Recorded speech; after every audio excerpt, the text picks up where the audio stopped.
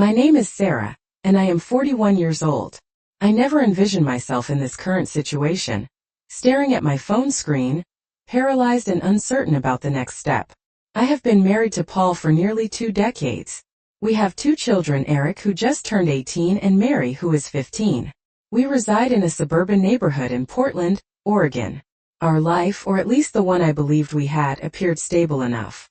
For the majority of those years, I was a stay-at-home mom, while Paul functioned as a project manager at a technology firm downtown.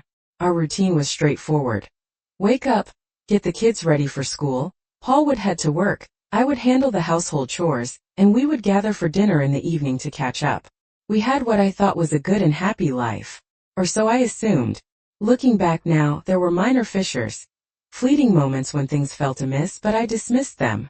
Perhaps it was the numerous late nights Paul had been working, or maybe it was the occasional strange look in his eyes, yet nothing significant enough to cause me concern. I mean, we had been together for nearly 20 years, right? I never believed I would have to fret about betrayal. But that all changed one night when I found myself sitting in our living room, scrolling through my phone. I had no specific reason to be suspicious. Nothing seemed out of the ordinary. The kids were out, and Paul was working late once again. I was perusing Facebook, catching up with family and friends, when something caught my eye. A notification from Instagram. It was Paul's account. The notification wasn't anything out of the ordinary at first, just a like on some photos. But then a message emerged. One that I couldn't disregard. It was a message from Amy. I'm a few years older than Eric. They've been in a relationship for approximately a year now. She appears to be pleasant enough, sweet and polite. But in retrospect, I'd noticed her frequently loitering around Paul when I wasn't paying attention. She would chuckle at his jokes and flirt with him in that innocent manner that some young women do with older men. Initially, I thought it was just youthful exuberance. However, here she was on Paul's Instagram, sending him direct messages. The conversation initially seemed casual. Something about a movie they both enjoyed, a meme they shared. But as I continued to scroll, my heart began to pound rapidly. I saw flirtatious remarks from Amy, remarks that I could have overlooked independently. But it was the pictures that truly startled me. Amy had sent pictures, not of herself in the way one might typically expect. The pictures were more suggestive. Her lips curved into that playful smile as she teased Paul about missing him. The messages weren't blatantly sexual, but they were definitely intimate, too intimate for someone who was supposed to be the girlfriend of our son. My stomach churned as I clicked through the conversation, and the realization hit me like a hard slap. Paul was flirting back. He wasn't merely being polite or friendly. He was encouraging her. What on earth? I felt a wave of nausea wash over me. My hands were shaking as I closed the Instagram app and opened my text messages. I needed to know more. My fingers hovered over Paul's name in my contacts, but something held me back. Instead, I opened the messages from the night before. Those were still fresh in my memory. There, in black and white, were texts that made my stomach twist even more. "You look so good today, Amy. Wish I could see you right now." Paul had written that. And then Amy replied, "I'll make it worth your while if you come over later." I read those words over and over. Each time they dug deeper into my chest. How could I not have seen this coming? How had I been so blind to the signs? For the first time in years, tears welled up in my eyes.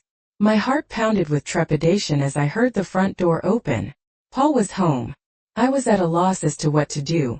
Yet I knew one thing for certain: I had to confront him. I had to address him regarding Amy and what I had just unearthed. There was no more pretending that all was well. When Paul entered the living room, I could discern the exhaustion etched on his face.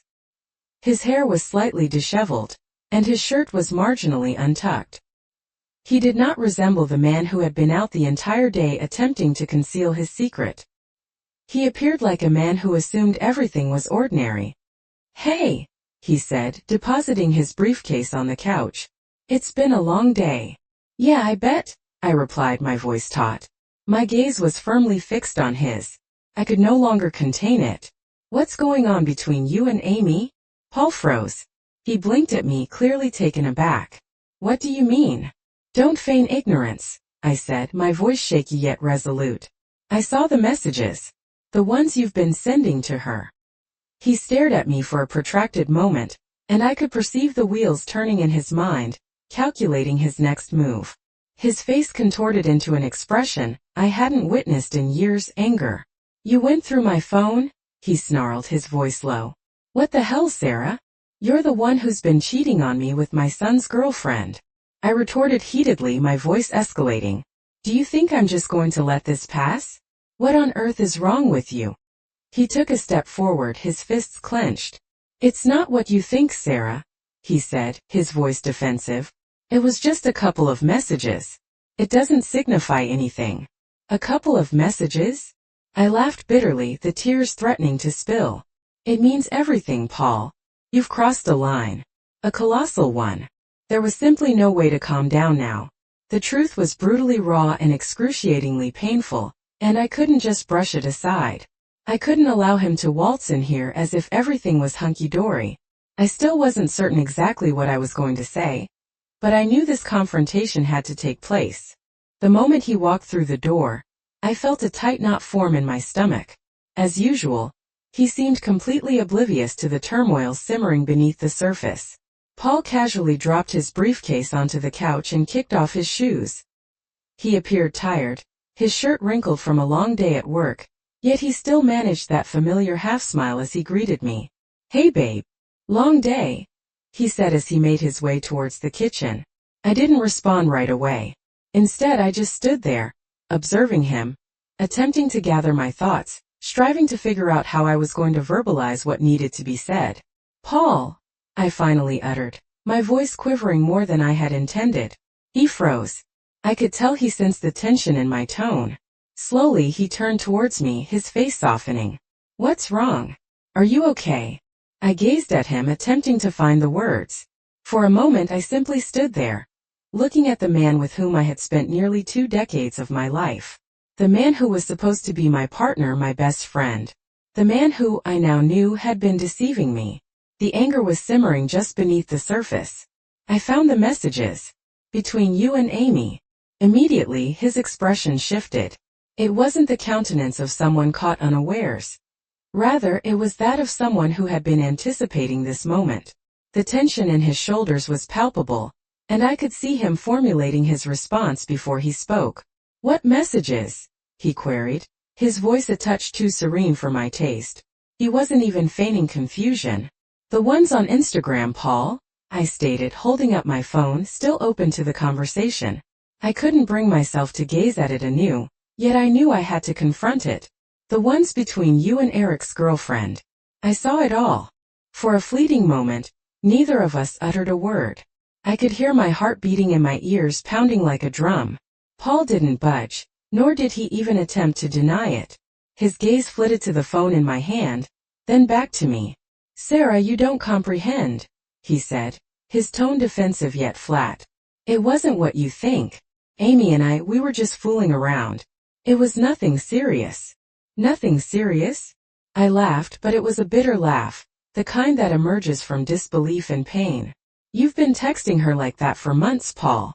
And it's not merely harmless fun. It's flirtation. It's revolting." I raised my voice louder than I intended. "You think I don't see what's going on? You're texting my son's girlfriend, sending her pictures and flirtatious messages. And now you want to act like it's no big deal. Sarah, you're blowing this out of proportion," he said, rubbing his forehead in that way he always did when he was trying to control the situation. "It didn't mean anything. I wasn't thinking straight, okay?" I shook my head, the tears threatening to fall, but I refused to let them. "Not yet. You never thought about me. You didn't think about how this would hurt me, how this would hurt our family. You've crossed a line, Paul, and you can't just pretend it doesn't matter." His eyes hardened, the defensive walls going up immediately. He crossed his arms over his chest, and for a second, I could almost see the same Paul the First had known for years, the man who could charm anyone, who could smooth things over with a smile. But not today. Not after what I had seen. "I didn't mean for any of this to happen," he said, his voice growing cold. "But you've got to understand, Amy's just different. She makes me feel alive again, Sarah. You don't understand what it's like being stuck in this marriage. You've been distant for so long." I felt a rush of anger flood my chest. I opened my mouth to shout, to tell him how ridiculous that sounded, but I held back. Instead, I took a deep breath and spoke through clenched teeth. "You're telling me this is my fault?" I asked, incredulous. "You think I've been distant? I've been here for you, Paul. I've supported you, raised our kids, kept this house together. And now you're blaming me for your affair." He didn't respond right away. I saw his jaw tighten, and I could tell he was struggling with how to spin this to make himself look like the victim. "I'm not blaming you," he muttered, but it was too late. The damage had already been done.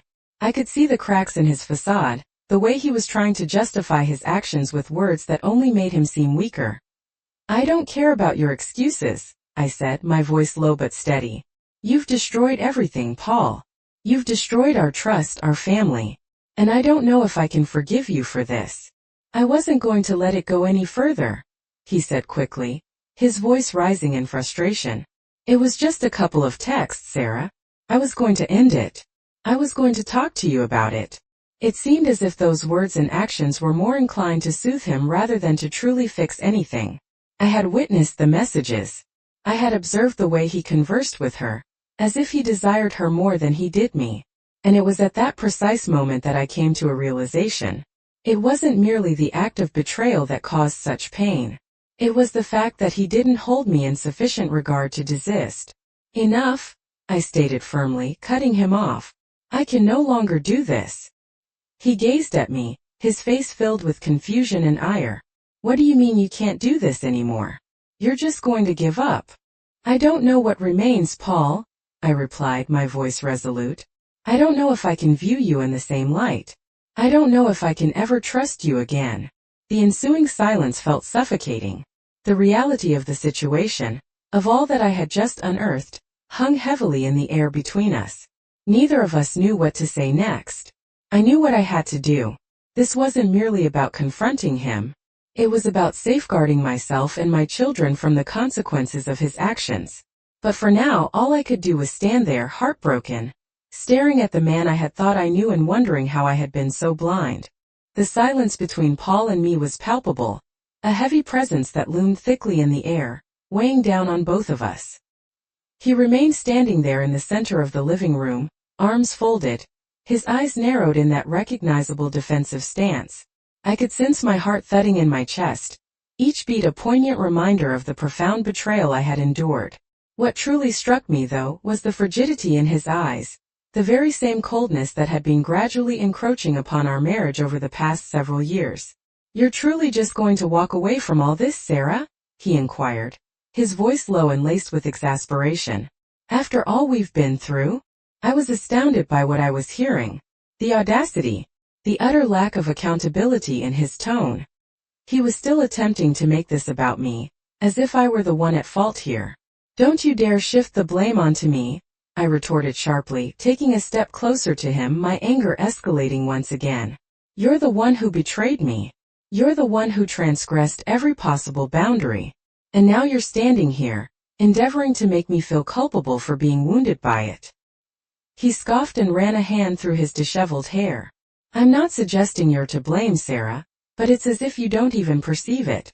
This marriage has been in turmoil for years. We've drifted apart. We've scarcely conversed. You've been aloof and I've been attempting to make sense of it all. I needed something. Someone." I stood there, my breath catching in my throat. The nerve of him to just sit there and discuss how we had drifted apart, as if I hadn't been endeavoring, as if I hadn't spent the past 2 decades holding everything together while he wandered off into some fantasy realm with Amy. "Are you kidding me?" I queried, incredulity oozing from every syllable. "You don't have the right to place the blame on me for your actions, Paul. You can't say I was distant as if that justifies what you did. You've been having an affair with a woman scarcely older than our son, and now you're going to sit here and lecture me about our marriage." He averted his gaze, clearly uncomfortable with the truth I had just uttered. His jaw clenched, and for a moment I almost thought he might crack beneath the pressure. But then he squared his shoulders, as if he was going to dig in even deeper. "I never intended for it to progress that far," he stated, his voice tinged with a combination of guilt and defensiveness. I just needed to feel desired again, Sarah. You stopped looking at me the way you used to. I thought He paused, running a hand over his face as if attempting to erase his words. I thought if I could just obtain a bit of excitement, perhaps things would improve. I thought about how much I had sacrificed for this family, the amount I had given up to support his career, raise our children, ensure the house was always tidy, and have the meals always ready, making our life seem normal. Instead, there I stood, my voice quivering with a blend of disbelief and sorrow. You think Amy was going to fix things? You think some excitement was what we needed?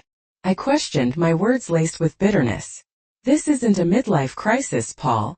This is you choosing to demolish everything we built, because it was simpler than having a genuine conversation with me.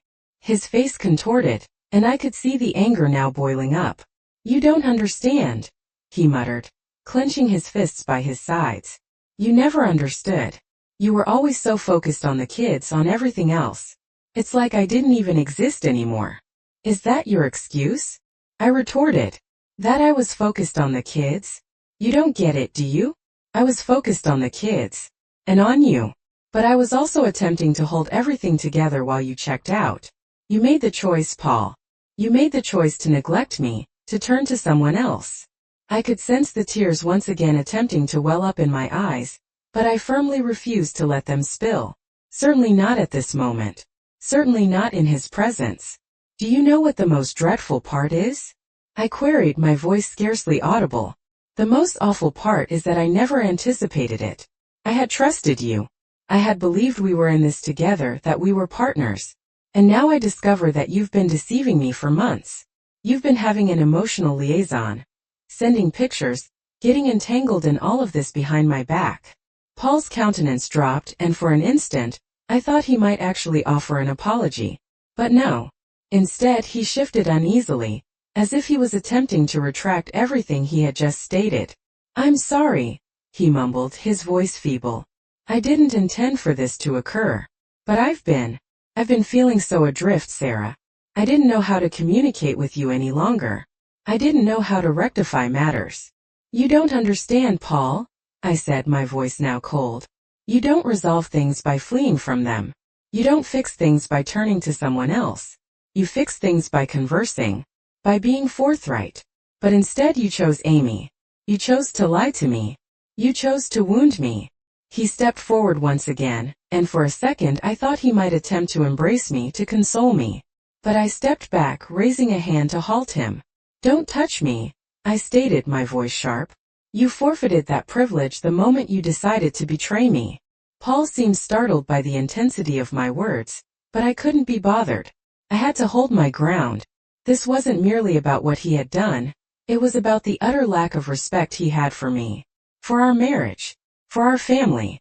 I can't believe this, I muttered, turning away from him. I thought we were better than this, Paul. I thought we were stronger than this. And now I'm left gathering the remnants while you conceal behind your justifications. I never intended to harm you, Sarah, Paul said quietly, his voice pleading. I never meant for any of this to transpire. Please just give me a chance to make it right. I turned to face him once again, my eyes now brimming with tears. I don't know if I can, Paul. I don't know if I can ever trust you again. How could I? You've shown me who you truly are. The weight of all that lay between us hovered in the air. I had a strong urge to walk away, to flee far from him and everything he now represented. However, I remained, for I knew that simply walking away was not the solution. Not just yet. I have no idea what will happen next, I uttered quietly, my voice sounding tired and raspy. But I require space. I need time to ponder. And I must figure out what I truly desire. What is best for me and for the children. Paul said nothing. He merely stood there, gazing at me, the silence between us louder than any words could ever be. And for the first time in a long while, I felt as though I was finally standing up for myself. The days that followed our confrontation were a haze. Paul remained in the house, yet it felt as if we were living in two distinct worlds, two parallel existences that only collided when absolutely necessary.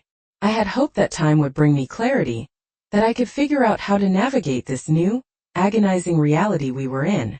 But the truth was, the more I saw Paul, the more I realized I was no longer certain who he was.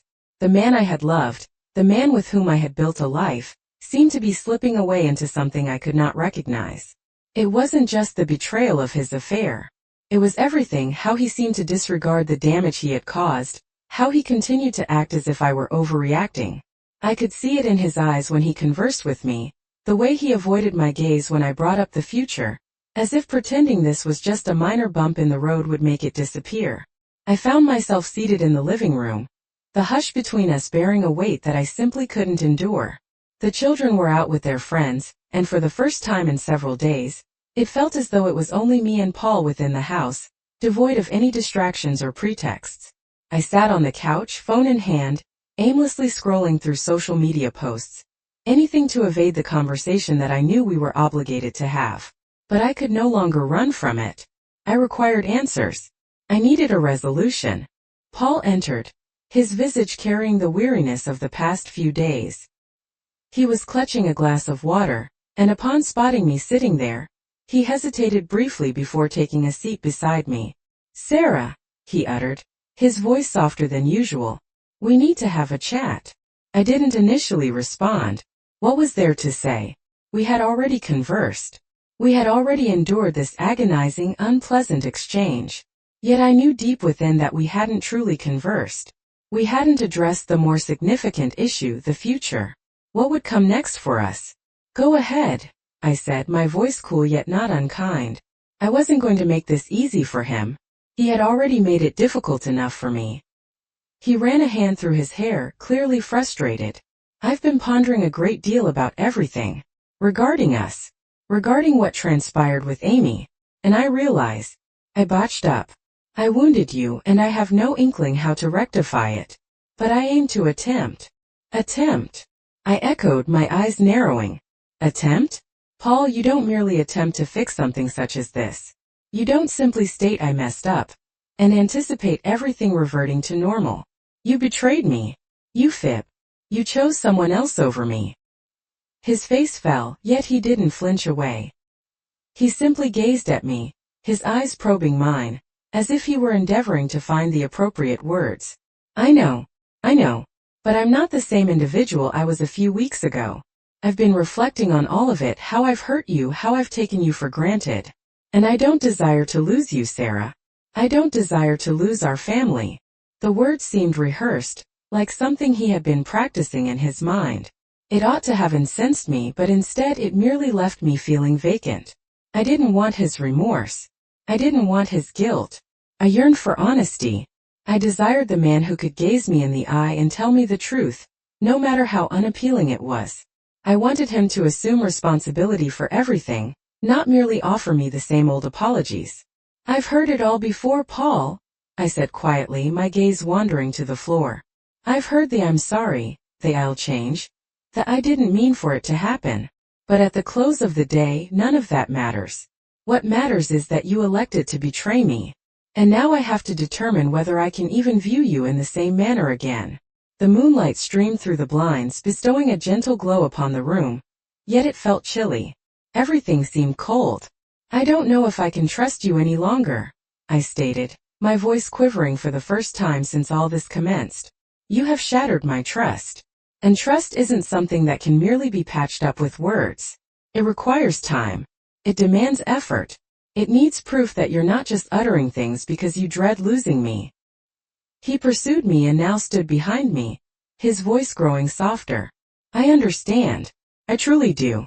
I don't anticipate you to forgive me promptly, but I aim to try. I want to demonstrate to you that I can be the man you deserve, the man I once was." For a moment I shut my eyes, permitting his words to wash over me. I desired to believe him. I yearned to believe that this wasn't the end, that we could somehow work through this and reconstruct the foundation of our marriage. But a significant part of me, a large part, felt as if we had gone too far. The damage had been inflicted. The trust had been broken beyond repair. "I don't know if I can ever trust you again, Paul," I said as I turned to face him, my eyes brimming with unshed tears. "And I don't know if I want to. You have hurt me in manners I can't even explicate. I don't know if I can simply forget about everything, pretend it didn't occur. And I don't know if I can ever feel the same way about you." He appeared as if I had slapped him, his face paling, his shoulders slumping as though the weight of my words had crushed him. "I never intended to hurt you, Sarah. he whispered. I never wanted to make you feel this way. I love you. I still love you. I shook my head, stepping back, unable to hold back the tears any longer. Love isn't sufficient anymore, Paul. Love doesn't undo the betrayal. Love doesn't fix this. And I don't know if I'm strong enough to keep battling for something that feels irreparably broken. All I knew was that I couldn't remain in this state of limbo any longer. I had to make a decision. You don't have to make any decisions right now, Paul said softly. But I want you to know that I'm here. I'm willing to fight for us. For you. And I'll do whatever is necessary. However, I wasn't so certain anymore. I wasn't sure if I could return to what we once had. I wasn't sure if he could ever become the man I needed him to be. I walked away from him, my heart laden with uncertainty. The decision wasn't merely about whether or not to forgive him. It was about whether I could ever forgive myself for permitting myself to be treated in such a way. And for the first time in a long while, I felt completely alone. I spent the next several days lost in my own musings. Paul carried on around the house as if he hadn't heard a word I'd said. As if the bombshell I dropped on him wasn't a genuine threat to all that we'd built. Perhaps he believed that if he simply gave me some space, I'd come around. Maybe he thought that if he behaved as he always had, I'd forget about the affair. But I couldn't forget. I couldn't unsee the texts, the photos, the lies. And every time I saw him, it felt like a slap in the face. A reminder that the man I thought I knew was nothing more than a stranger donning my husband's guise. It was a late evening when the situation came to a head. I had spent a large portion of the afternoon and evening with Mary, endeavoring to grant her the space she required to process all that had transpired. Eric was out with his friends, presumably avoiding the house as much as feasible. I couldn't fault him. Were I in his shoes, I'd likely wish to flee as well. He was mature enough to comprehend the enormity of what was occurring, and I could detect the hurt in his eyes each time he gazed at Paul. That night, as I sat on the couch, absently scrolling through my phone, I heard Paul enter the living room. He silently took a seat beside me, yet I could sense the tension in the air, as thick as a heavy fog. For the first time in days, I felt the compulsion to speak. The silence between us had grown stifling, and I simply couldn't tolerate it any longer. I needed to confront him to get to the heart of this matter, if there even was such a heart. Paul, I said, my voice steady yet filled with emotion. I've been reflecting a great deal on everything regarding us, and I've reached a point where I must know what your intentions truly are. I need to determine if you're serious about rectifying matters, or if you're merely stating what you believe I wish to hear. I was pacing back and forth in the small living room, my emotions boiling over. My frustration and hurt, all that I had been suppressing, came gushing out. I don't want you here, Paul. Not if this is how you're going to act. Do you think I don't know what you're up to? Do you think I haven't noticed the way you've been tiptoeing around me, expecting me to simply forgive you just because you utter the words? You can't just sweep this under the rug and move on as if everything is fine. You've broken something here, and I don't know if I can repair it. He stood up now, his anger surfacing. What do you want me to do, Sarah? Tell me what I must do. I've been living in a torment trying to fix this, but every time I turn around, you're pushing me away. You can't keep penalizing me for what I did. Penalizing you? I retorted, the words sharp. Do you even hear yourself? You're the one who betrayed me. You're the one who lied to me. And you think I'm penalizing you? No, Paul. I'm not penalizing you. I'm safeguarding myself. I'm protecting my heart. You lost the right to be the man I trusted a long time ago. There was a long silence between us, the air thick with anger and hurt.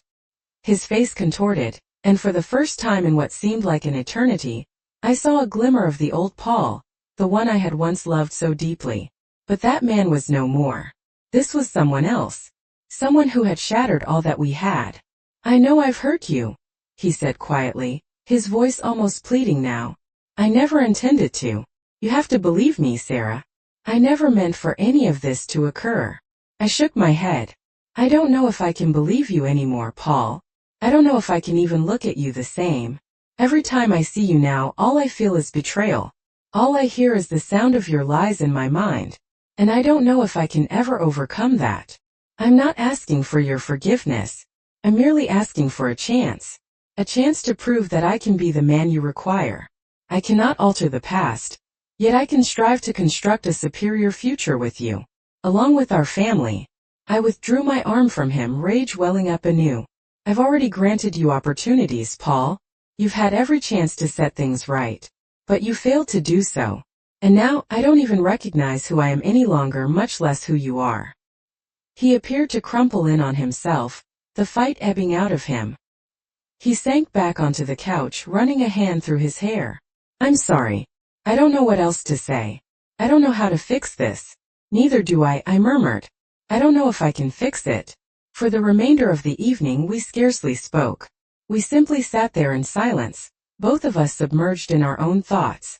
I continuously contemplated what it would be like to be liberated from this. Free from the anger, from the hurt, from the perpetual reminder of his betrayal. But then I would think about the children, about how this would impact them. I would think about Eric, who would never view his father in the same way again, about Mary, who was striving to find her niche in the midst of this turmoil. And I didn't know how to safeguard them, how to make all this ceasing to hurt. But I knew one thing for certain, I couldn't continue to live like this. I couldn't keep feigning that everything was fine when it was crumbling right before my eyes. I had to make a decision, and I didn't know what that decision would be.